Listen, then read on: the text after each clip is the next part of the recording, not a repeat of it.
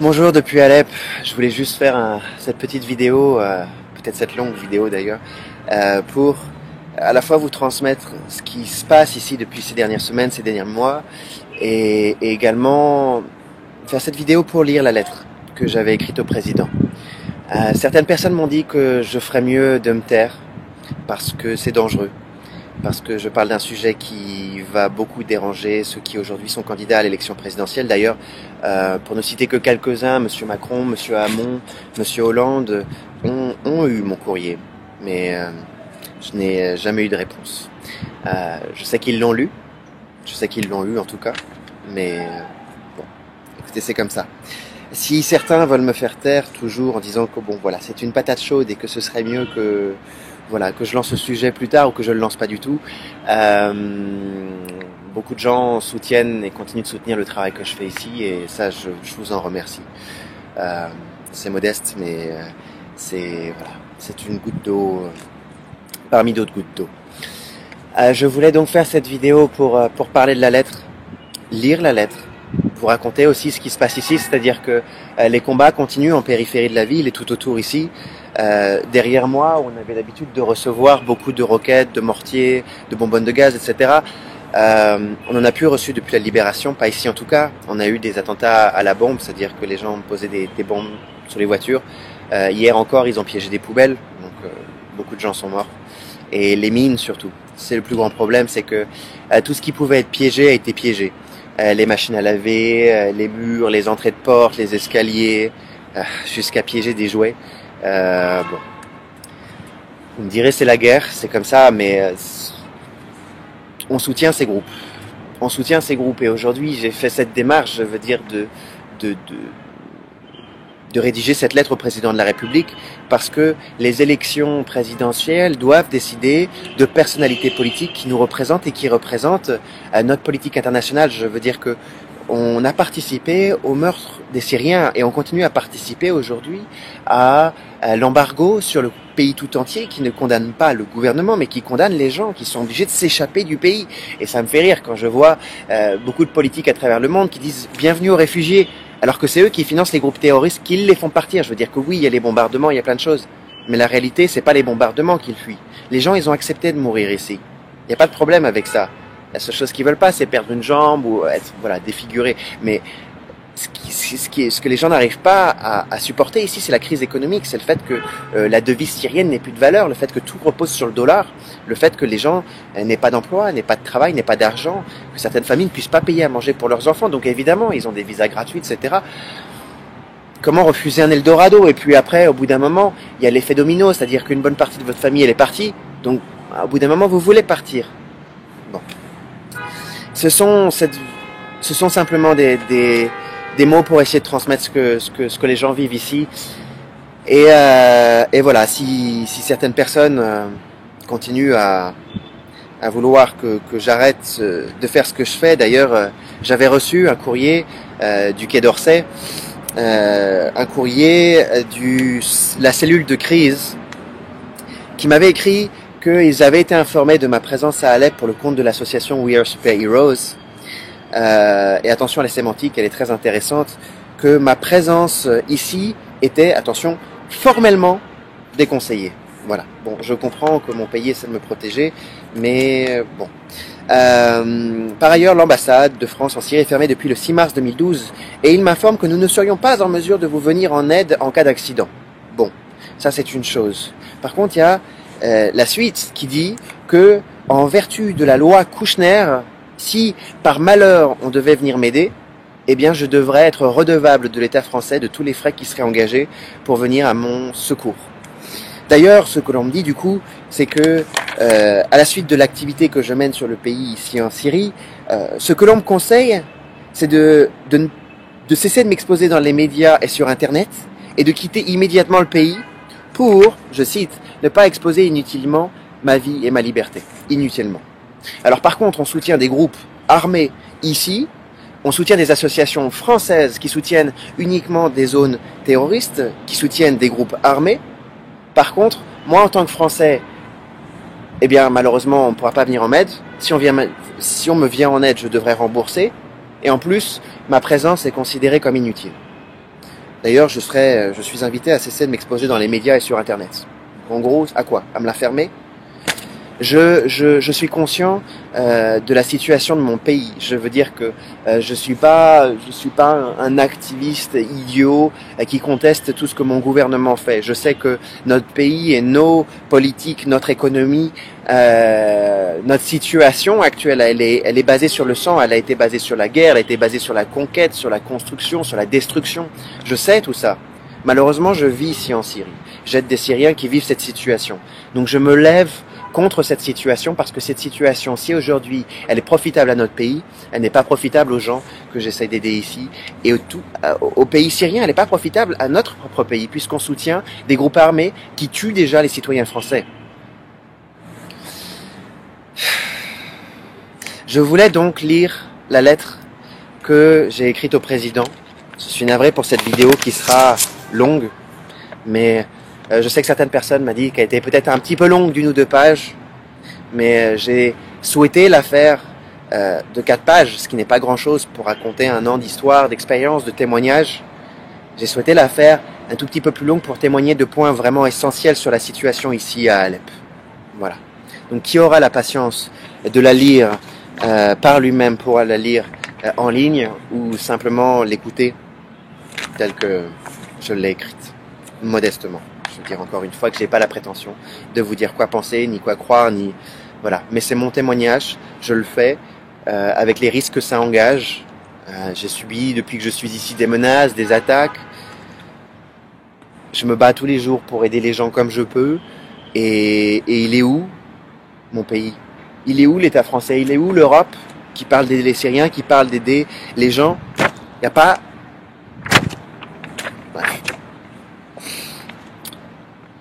Depuis Alep, lettre ouverte à François Hollande, président de la République française. Monsieur le Président, je remets en question les valeurs avec lesquelles j'ai grandi, les valeurs d'un pays que j'aime, mon pays, la France.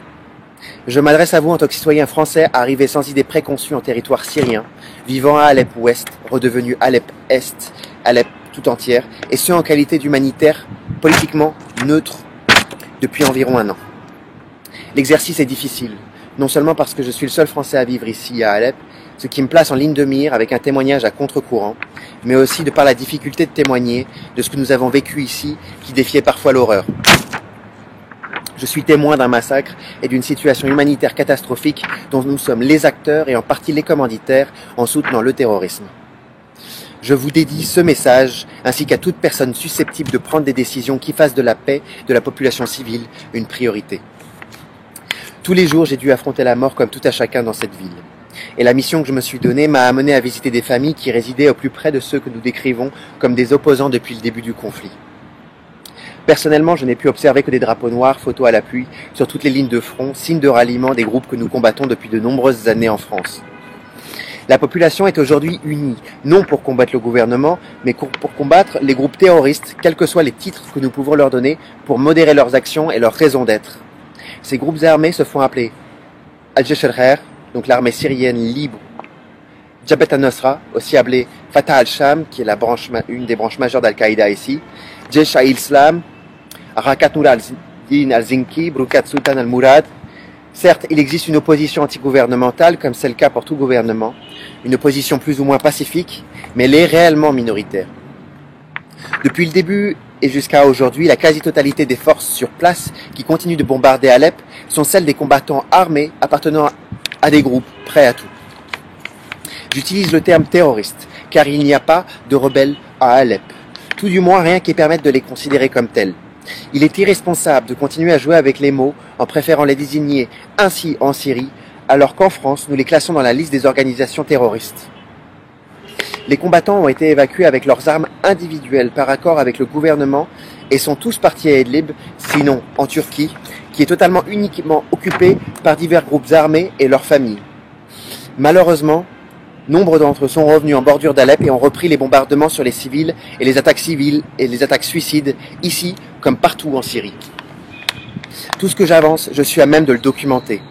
Je m'y emploie tous les jours depuis des mois, en fonction de ce que la guerre me permet, en recueillant les témoignages de civils par vidéo et par écrit, indépendamment de leur religion, de leur statut politique, de leur opinion et en l'absence de militaires ou de membres de gouvernement. Des témoignages que je publie et transmets ponctuellement à une commission d'enquête des Nations Unies chargée d'étudier les attaques et crimes de l'opposition, tout en essayant de la mettre en contact avec les témoins. On a focalisé l'attention de l'opinion publique sur les bombardements de zones minoritairement opposantes mais majoritairement djihadistes où mouraient tous les jours des civils, sans jamais préciser que la majorité des civils de l'est d'Alep ne pouvaient s'échapper car retenus par les groupes armés. C'est en empruntant les récents couloirs humanitaires organisés par les Russes et les Syriens, c'était avant la libération, couloirs indiqués 1 à 2 jours plus tôt, avec précision des heures d'ouverture, par un envoi groupé de messages téléphoniques à tous les propriétaires de mobiles sur les réseaux syriens MTL, Syriatel, dont le mien, que de nombreux civils ont été abattus pour avoir essayé de s'échapper par des groupes armés qui le leur interdisaient. J'ai d'ailleurs récemment publié un certain nombre de témoignages de gens de Alep-Est. Heureusement que plusieurs milliers de civils ont réussi à fuir en dehors de ces couloirs, parfois via des zones minées. Rares sont les médias qui ont précisé que ces civils étaient des boucliers humains, ce que les témoignages confirment. Ils ont souvent préféré les décrire comme pris entre les feux d'un combat opposant des combattants révolutionnaires à leur gouvernement, lequel gouvernement défendait son peuple contre des terroristes dont la majorité sont des mercenaires étrangers entrés en Syrie, puissamment armés, fanatiques pour qui la vie humaine a réellement peu d'importance. Pour ne parler que d'Alep, venu envahir les périphéries et le centre-ville, bombardant au quotidien la population de l'Ouest, s'octroyant le droit d'assassiner les civils à l'Est pour un oui, pour un non. Désolé, j'ai du mal à articuler, il fait froid. Les groupes armés présents sur le terrain n'ont jamais témoigné de leur prétendue modération envers la population. J'ai constaté par moi-même qu'ils déposaient d'armes et de munitions provenant de plusieurs pays, nombre de ces munitions étant de fabrication française, américaine, anglaise, saoudienne, etc. Des armes utilisées quotidiennement contre la population civile de l'Est et de l'Ouest, que ce soit par des groupes reconnus terroristes ou que ce soit par des groupes rangés sous la bannière de la prétendue armée libre, en majorité constituée de djihadistes que nous essayons de faire passer pour des combattants de la liberté. Ils tiraient sur Alep-Ouest, depuis les zones les plus peuplées de Alep-Est, parfois depuis les hôpitaux pour limiter les tirs retour. Il n'empêche que des combats s'enclenchaient entre les djihadistes et l'armée syrienne. Je tiens mes témoignages de civils de l'Est, ayant survécu à ces combats et dont je m'occupe, comme d'autres organisations internationales présentes ici, et dont je publie les témoignages tous les jours. Alep-Est comptait 120 000 personnes prises dans les combats, dont environ 15 à 20 000 combattants, correspondant aussi en grande partie à de nombreuses familles qui ont refusé d'abandonner leurs maisons de peur qu'elles ne soient occupées, détruites ou pillées. Il faut savoir qu'en Syrie, peu d'habitants sont locataires. Les gens louent, ils achètent leur maison. Et quand ils achètent leur maison, c'est quelque chose d'extrêmement important en valeur de patrimoine familial. Le point essentiel, c'est que nous avons occulté une réalité, celle de 1 300 000 Syriens de toutes les confessions vivant à l'ouest et essayant, malgré la mort omniprésente, de maintenir le fonctionnement de leurs institutions et d'envoyer leurs enfants à l'école ou à l'université. Nous les avons effacés dans un objectif politique du fait qu'ils vivaient dans une zone contrôlée par le gouvernement syrien. Ce faisant, nous avons occulté 10 fois la population de l'Est et dans les 2 cas, nous l'avons fait au nom d'une minorité dont la cause n'engage qu'eux.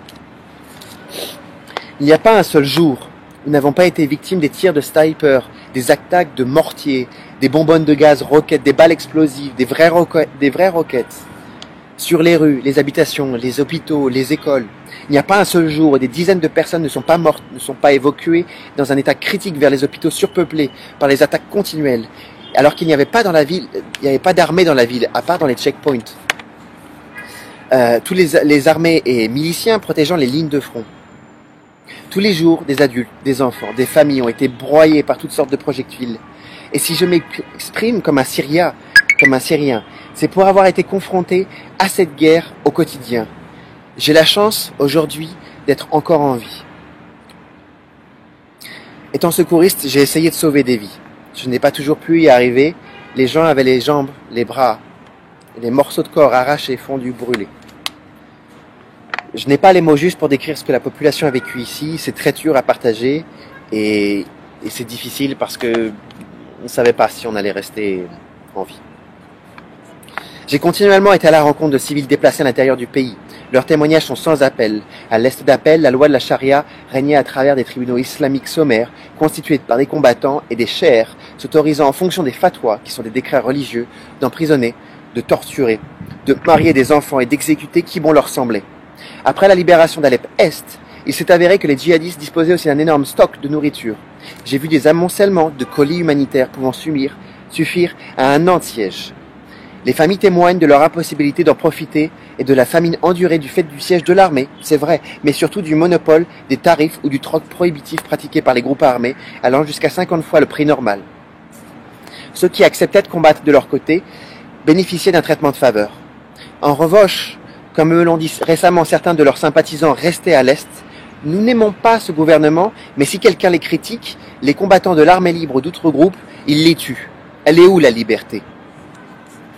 Infrastructures, hôpitaux, écoles étaient partiellement utilisés par ces groupes comme quartiers généraux qui leur servaient aussi de prison, d'entrepôt pour les armes. Dans une de ces écoles, j'ai pu constater qu'ils fabriquaient des armes chimiques avec des produits importés de différents pays.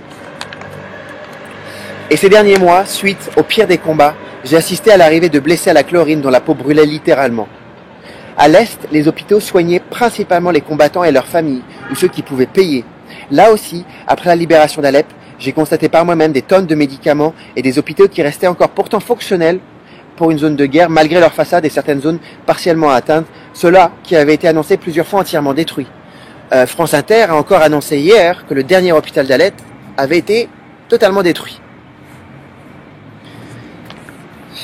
Les casques blancs, qui ont reçu un Oscar il y a quelques jours, que le gouvernement français a financé entre autres et que nous avons reçu à l'Elysée et dont j'ai découvert un grand nombre de documents ici qui lient des contractants privés avec le gouvernement américain, le gouvernement allemand.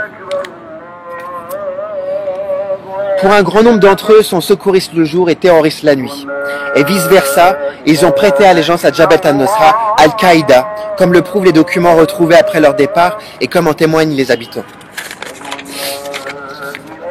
La majorité de leurs équipes portaient d'abord secours aux combattants, puis éventuellement aux civils. La particularité étant que chaque équipe avait un caméraman et qu'ils aidaient ces derniers tant que la caméra tournait. Je précise quand même entre les lignes que évidemment que dans ces groupes il y a des gens bien, qu'il y a des gens qui étaient de vrais secouristes et qui ont vraiment porté secours. Mais la majorité étaient des terroristes recyclés au quotidien. Beaucoup de civils m'ont dit que de nombreuses personnes sont restées dans les décombres sans aide car ils refusaient de s'y rendre. D'autres m'ont affirmé qu'ils mettaient en scène des attaques, de faux bombardements avec de faux blessés et de fausses interventions.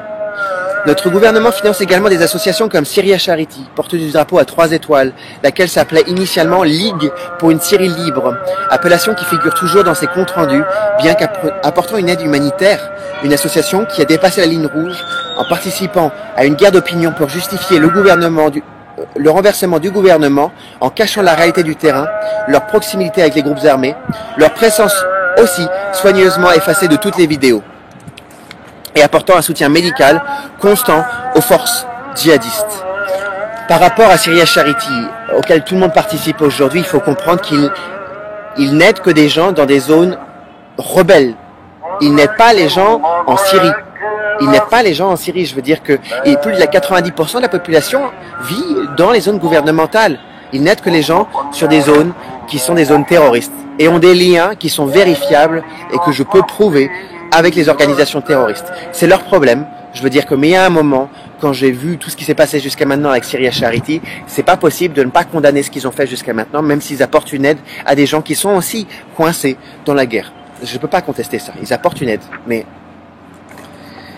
de nombreuses associations et organisations humanitaires françaises et internationales en zone rebelle ont fait plus de mal que de bien en instrumentalisant la souffrance de la population, en manipulant l'opinion au nom d'une cause et de donations orientées. Vous verrez rarement des vidéos qui ne sont pas des enfants en train de pleurer, blessés ou des gens morts. Elles ont aussi pris la population civile en otage, permettant à cette guerre de continuer en la légitimant de manière malhonnête, permettant au combat de perdurer, à la mort de rester un quotidien. Les gens veulent la paix. Nous avons d'ailleurs placé quelques heures le drapeau syrien à 3 étoiles à l'Elysée, le temps de recevoir le faux maire d'Alep avec les honneurs, homme qui n'est pas d'Alep, homme qui n'a jamais été élu par le peuple syrien, qui ne vient pas d'Alep, mais reconnu et élu par les leaders de groupes djihadistes, ainsi que quelques partisans et surtout groupes étrangers.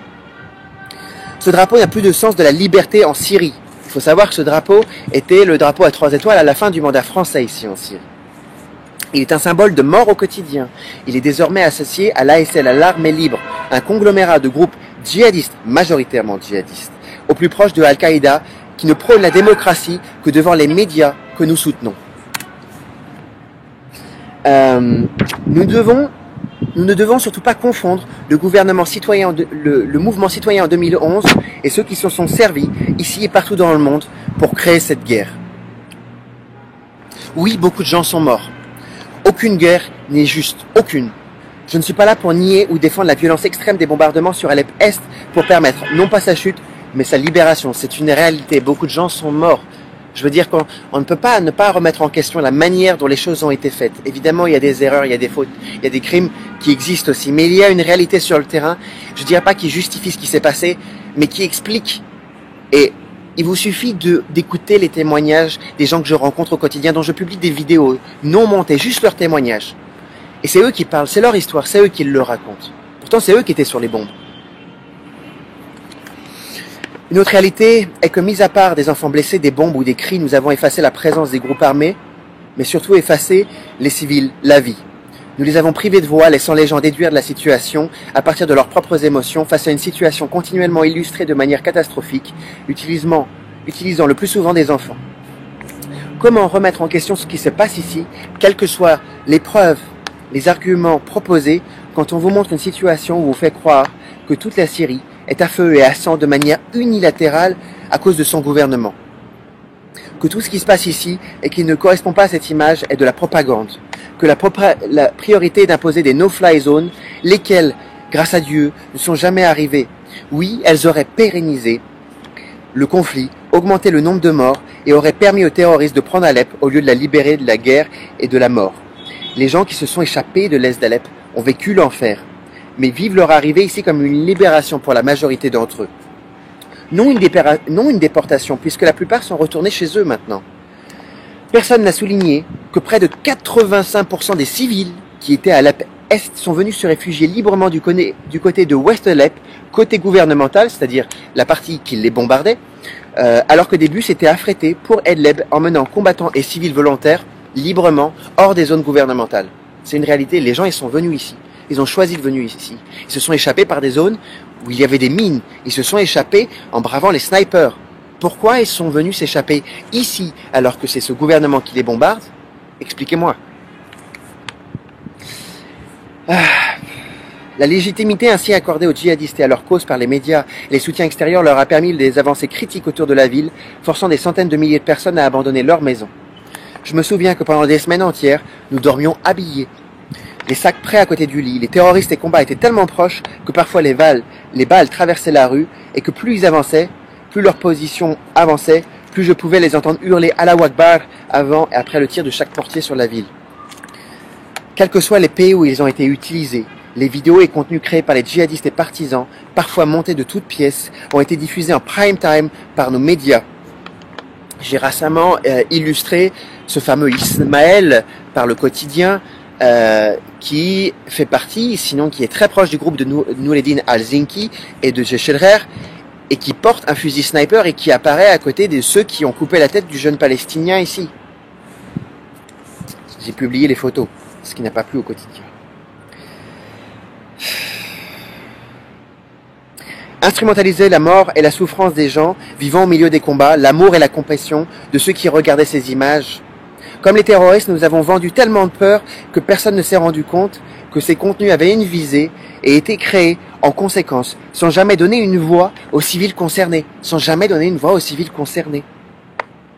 Sinon à des partisans ou à des combattants, je précise que les civils pouvaient difficilement s'offrir du pain, alors une caméra et surtout un réseau Internet 3G, c'était le bout du monde, coûtant l'équivalent de 5 kilos de viande, même beaucoup plus parfois, dans certains quartiers.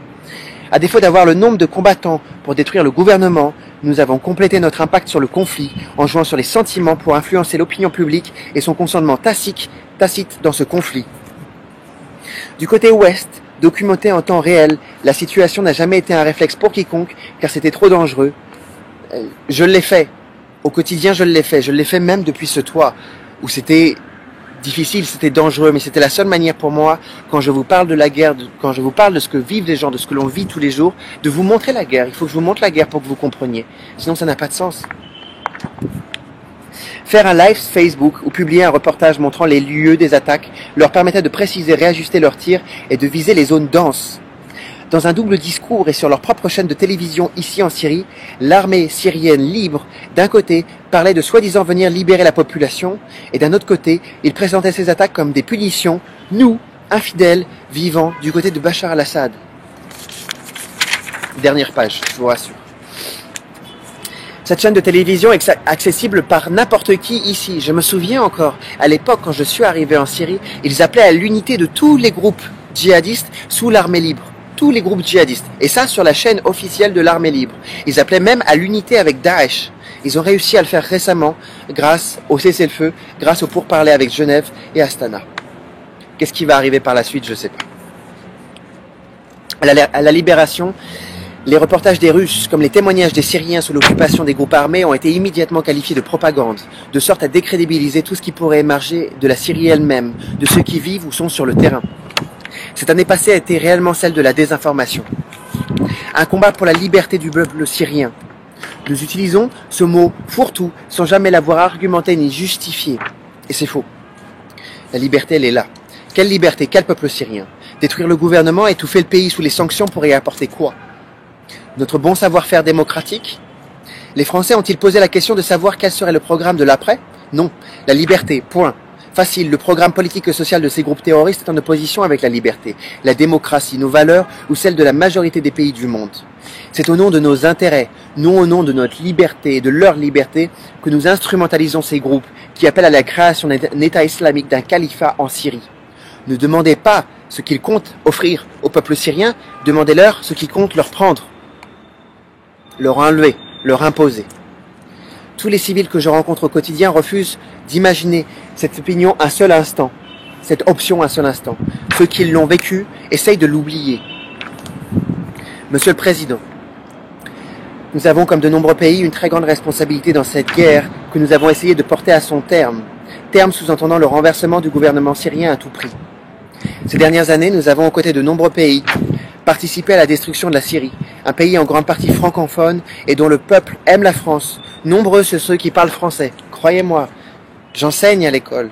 J'ai presque 150 gamins tous les jours au-delà de mes projets. Et une grande majorité d'entre eux, plus de 50%, parlent français et aiment la France. Et ils sont capables de différencier les actions du gouvernement et les Français. Aussi imparfait soit son gouvernement, et quelles que soient ses erreurs, et les nôtres au fil du temps, quel que soit le gouvernement, nous soutenons actuellement l'instauration d'une dictature, une vraie dictature dans un pays où une vraie opposition existe, c'est vrai, tandis que les groupes armés ne sont motivés que par le sectarisme, la frustration, la rancœur et la haine. Nous servir de ces groupes pour concrétiser des objectifs géopolitiques ou économiques n'a rien de démocratique, au contraire. Nous condamnons les Syriens.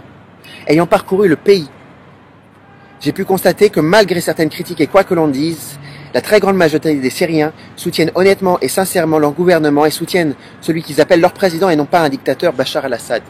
Et je sais que ce que je dis peut surprendre. Et au bout de 5 ans de propagande anti-gouvernement syrien, je sais que ça peut surprendre, mais venez ici, venez en Syrie, venez demander aux Syriens, je veux dire dans la majorité du pays, pas dans les micro-zones qui sont tenues majoritairement par des opposants, des vrais opposants. Je veux dire, ces opposants, ils existent, je ne conteste pas. Il y a des opposants pacifiques, mais la très grande majorité sont des opposants armés et pas des opposants pour la liberté, mais des opposants djihadistes. Je conçois ce message comme un devoir. Je suis humanitaire et j'ai créé ma propre association non politique, non religieuse, que j'autofinance jusqu'ici. Et j'ai fait ça dans de très nombreux pays jusque-là. J'ai pas fait ça qu'en Syrie. Je suis pas arrivé ici comme une fleur pour défendre le gouvernement syrien. Je suis venu ici pour aider les gens. Je vis en zone de guerre et j'en paye le prix.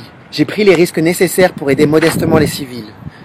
Transmettre la réalité ici me vaut les attaques de médias mainstream, qui m'ont d'ailleurs désigné comme une cible, auprès de groupes terroristes, du groupe rebelle. Ce qui est un crime, je veux dire, je suis un citoyen français et je vis ici. C'est me mettre en danger. J'ai reçu des menaces. Enfin bref. Des attaques de médias mainstream et de leurs partisans qui essayent de me faire taire, allant jusqu'à me désigner comme une cible. Je prends plus de risques encore en prenant la responsabilité d'écrire cette lettre, dont je saisis le poids et la responsabilité pour dénoncer une situation que j'ai observée tous les jours en poussant plus loin mon investigation. Je n'ai rien à gagner ni aucun intérêt personnel. Et ça, c'est une vraie réalité. Je prends ces risques depuis de nombreux mois, depuis plus d'1 an maintenant, pour combattre le terrorisme en transmettant la vérité. La réalité de ce que vivent les Syriens ici, de ce qu'ils témoignent en dénonçant les groupes terroristes et la manipulation médiatique arrachant tous les jours la vie des gens. J'aurais pu mourir, je suis en vie ici, aujourd'hui. Croyez-moi, Et les gens qui vivent ici veulent la paix, ils veulent vivre. Et je considère que cette lettre est importante. Et je considère que c'est important qu'aujourd'hui, vous donniez une réponse à l'action que nous allons mener sur le territoire syrien par la suite. Vous, Monsieur le Président, et surtout les candidats à l'élection présidentielle qui, jusqu'à maintenant, ont fait la sourde oreille. Demandons au peuple syrien ce qu'il souhaite pour son pays, au lieu de parler en son nom. C'est aussi un principe de démocratie. Arrêtons de lui voler sa voix, ses libertés, son présent, son futur. C'est le peuple syrien qui doit décider de son avenir et non à nous de décider pour eux. C'est une forme de dictature encore plus terrible que notre illégitime ingérence jusque-là. La démocratie, elle commence par soi-même. Au-delà de notre responsabilité à l'égard des Syriens, il serait d'ailleurs temps de consulter le peuple français sur sa volonté d'implication dans ce conflit, vu le danger que ça représente pour leur sécurité présente et future. J'appelle ma France, le pays que j'aime et dans lequel j'ai grandi, à cesser de condamner la population par intérim et d'encourager les groupes terroristes qui frappent déjà nos familles, nos enfants, nos citoyens, et quels que soient les intérêts économiques et géopolitiques en jeu pour le bien de notre pays. Nous ne pouvons pas prendre le parti ni soutenir des groupes armés qui mènent une révolution pour retourner à l'âge de l'obscurantisme. Monsieur le Président, à qui de droit ou de cœur, je lance un appel et je conjure la France, dont les valeurs avec lesquelles j'ai grandi me poussent à persévérer dans mon action quotidienne ici, de lever les sanctions, de cesser de participer à ces sanctions contre la Syrie, qui pénalise avant tout la population et non le gouvernement, de trouver des solutions diplomatiques alternatives à cette guerre en faveur de la population, de la paix, autant pour le peuple syrien que pour le peuple français, qui risque de subir le retour de flamme de nos engagements en faveur de groupes qui sèment la terreur et dont les ambitions sont clairement internationales et non seulement locales ici en Syrie. Nos citoyens français qui sont morts cette dernière année en France appartiennent au même groupe qui tue les gens ici. Et nous les soutenons ici. En vous souhaitant, Monsieur le Président, beaucoup de courage ainsi qu'à celui qui vous succédera, je vous prie de croire en l'expression de mes meilleurs sentiments. J'ai écrit cette lettre pour transmettre un message. Peut-être qu'elle n'aura pas d'impact, peut-être que personne ne l'écoutera, peut-être que tout le monde s'en fiche, je sais pas. En attendant, je continue à aller dans des endroits où on reçoit des roquettes, des mortiers. J'ai été blessé, mes amis ont été blessés. Des gens avec qui je travaillais sont morts. Des enfants qui étaient autour de moi sont morts. Donc je continue pour le moment à faire ça parce que je crois en ce que je fais, je crois, et j'aime les gens qui vivent ici.